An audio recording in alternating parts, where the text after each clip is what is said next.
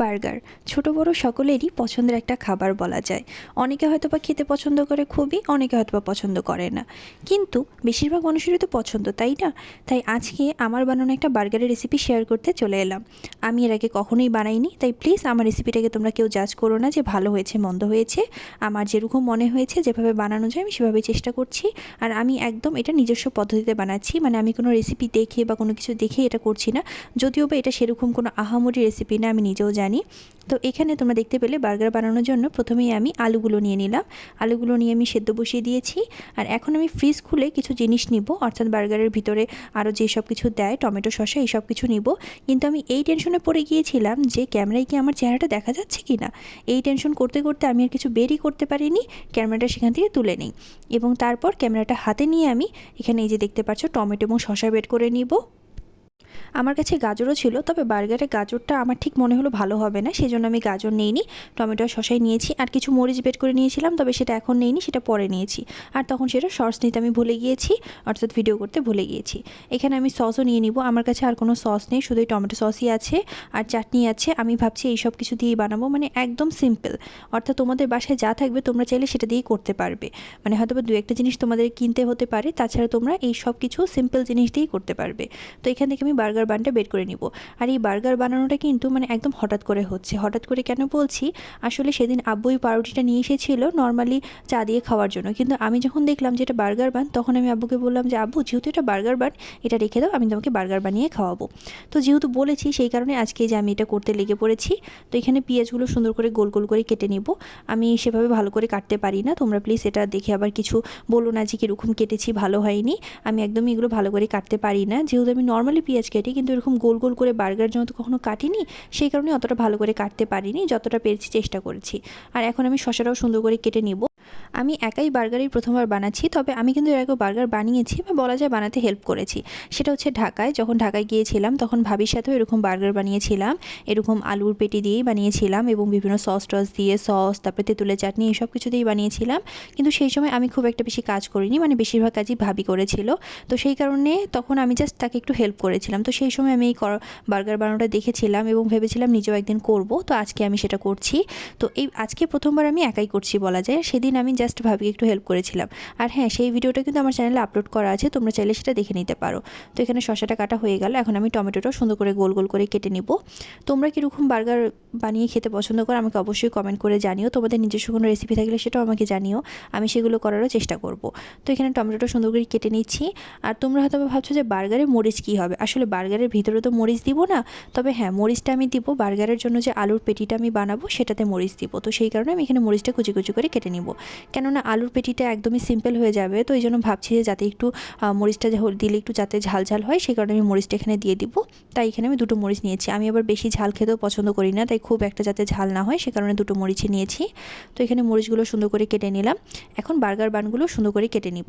Burger বানগুলো তোমরা যদি কেউ কাটতে না পারো, তাহলে প্রথমে করবে কি, যে চতুর্পাশে কেটে নিবে, তারপরে মাঝখানটা কেটে নিবে, তাহলে দেখবে সুন্দরভাবে সমানভাবে কাটা হয়ে যাবে। আমি তো এইভাবেই করেছি, এবং পরে আমি আবার সমান করে একবারেও কাটতে পেরেছি। তো তোমরা এইভাবে ট্রাই করতে পারো। তো প্রথমে তো ভেবেছিলাম যে দুটো বার্গার বানাবো, পরে মনে হলো যে আর দুটো আবার পড়ে থাকবে, সেগুলো আবার কবে বানাবো, কি করব, একবারে সবগুলোই বানিয়ে ফেলি। আসলে আমি বানাতে চাইনি, কারণ আমি বেশি আলু সেদ্ধ দিইনি, তো সেই হিসাবে আমার মনে হয়েছিল যে একটু কম হবে। সেই কারণেই তোমরা যখন প্রথমে বার্গার দেখেছো, তখন হয়তো বা তোমরা খেয়াল করেছো যে একটা বার্গার অর্ধেক, এই কারণেই অর্ধেক ছিল। আসলে আলুর পেটিটা একটু কম পড়ে গিয়েছিল, তাই একটা বার্গার আমি অর্ধেক বানিয়েছিলাম, আর বাকি তিনটা বার্গার সম্পূর্ণই বানানো হয়েছিল। তো এখানে আলুগুলো সেদ্ধ হয়ে গিয়েছে, আলুগুলো সুন্দর করে ছিলে নিব। আর এখানে আমি একটা ভুল করেছি, আসলে ভুল করেছি বলতে আমি তো আর মানে আগে করিনি, তাই বুঝতে পারিনি। আমি যে আলুগুলো নিয়েছিলাম সেগুলো হচ্ছে এখন যে নতুন আলু বেরিয়েছে বাজারে, সেই আলু।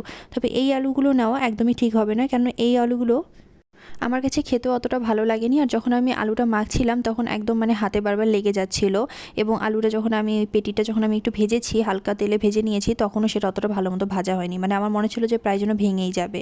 তো সেই কারণে আমি বলবো যে যে পুরান আলুগুলো রয়েছে তোমরা করলে, তোমরা যদি করো কখনো, তবে সেই আলুগুলো ব্যবহার করতে পারো।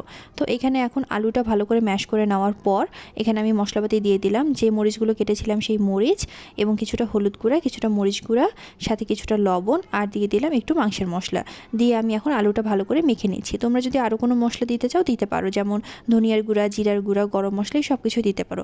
আমি বললাম না যে আমার কাছে যে মানে যতটুকু ছিল মশলা আমি জাস্ট ততটুকু দিয়ে করেছি, একদম সিম্পল রেখেছি আমি, বেশি কিছু আমি মশলা দিতেও যাইনি অথবা বেশি কিছু করিও নি। তবে হ্যাঁ, এতেই কিন্তু বার্গারটা খেতে বেশ মজা হয়েছিল। তোমরা কিন্তু এই রেসিপিটা অবশ্যই ট্রাই করতে পারো বাসায়। একটু হয়তো বা সময় লাগবে যদি একা করতে যাও, কিন্তু দেখবে খেতে বেশ মজা হয়। তো এখানে আমি এই যে বার্গার বানের পেটিগুলো বানানো হয়ে গিয়েছে, সেগুলো এখন একটু করে হালকা তেলে ভেজে নিচ্ছি। আমার ভাজাটা নিয়ে প্লিজ কিছু বলো না, আমি এখানে একটা কড়াইয়ে সবগুলো একসাথে দিয়ে দিয়েছি, কেননা এমনিতেই অনেক দেরি হয়ে গিয়েছিল, আমি চাচ্ছিলাম না যে আর দেরি হয়, সেই কারণে দিয়ে দিয়েছিলাম সবগুলো একসাথে। আর অনেক কষ্টে ভেজেছি, মানে আলুগুলো মনে হচ্ছিলো প্রায় যেন ভেঙে ভেঙে যাবে, আর একটু পাতলাও হয়েছিল। আমি বললাম না যে আলু সেদ্ধটা একটু কম হয়ে গিয়েছে, তো সেই কারণে একটু পাতলা হয়েছিল, তাই এরকমটা হয়েছে। এখন এখানে বার্গার বানগুলো একটু সেঁকে নিব, হালকা সেঁকে নিব, যাতে করে এগুলো খেতে একটু বেশি ভালো লাগে। তবে হ্যাঁ, হালকা সেঁক থেকে একটু বেশি সেঁকা হয়ে গিয়েছে, মানে কিছু কিছু একটু পুড়ে গিয়েছে। বাট যাই হোক, কিছু না, খেতে যদিও বা অনেকই ভালো লেগেছে আমার কাছে। তোমরাও করতে পারো, তোমাদেরও দেখবে অনেক ভালো লাগবে।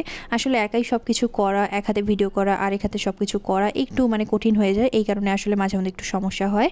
তো এখানে আমি এখন একটা বার্গার রেডি করতে বসে পড়েছি। এখানে আমি ভাবছিলাম যে ক্যামেরাটা কোথায় সেট করব, কোথাও সেট করার জায়গা না পেয়ে অবশেষে আমি হাতেই নিয়ে নিয়েছি ক্যামেরা। তো এখানে প্রথমে দেখলে যে একটা বার্গার বানের উপর তেঁতুলের চাটনি দিয়ে দিলাম। তেঁতুলের চাটনিটা ভালো করে বার্গার বানটায় পুরোটা মেখে নেওয়ার পর তারপরে আলুর যে পেটিটা বানিয়েছি সেটা দিয়ে দিব। এরপরে এর উপরে শসা, টমেটো, পেঁয়াজ এই সব কিছু দিয়ে ভালো করে একটু সাজিয়ে নিয়ে তারপরে আমার মনে হলো যে বার্গারটা একদমই সিম্পল হয়ে যাচ্ছে, তাই আমি পরে একটা ডিম পোস্ট করে নিয়েছিলাম। সরি, সেটা ভিডিও করতে পারিনি, আসলে ওটা আমি পরে তাড়াহুড়া করে করেছি, এই জন্য আর ভিডিও করা হয়নি। তো উপর দিয়ে সেই ডিম পোস্টটা দিয়ে দিই এবং আরেকটা পার্টে টমেটো সস মাখিয়ে সেই পার্টটা আমি দিয়ে দেবো এখানে। আর এখানে তোমাদের আরেকটা কথা বলে রাখি, সেটা হচ্ছে আমি কিন্তু এখন একদম আমাদের নিজস্ব বাড়ি অর্থাৎ কুড়িগ্রামে চলে এসেছি। এতদিন আমি রংপুরে ছিলাম, আমি এবং আমার পরিবার সবাই রংপুরে ছিলাম।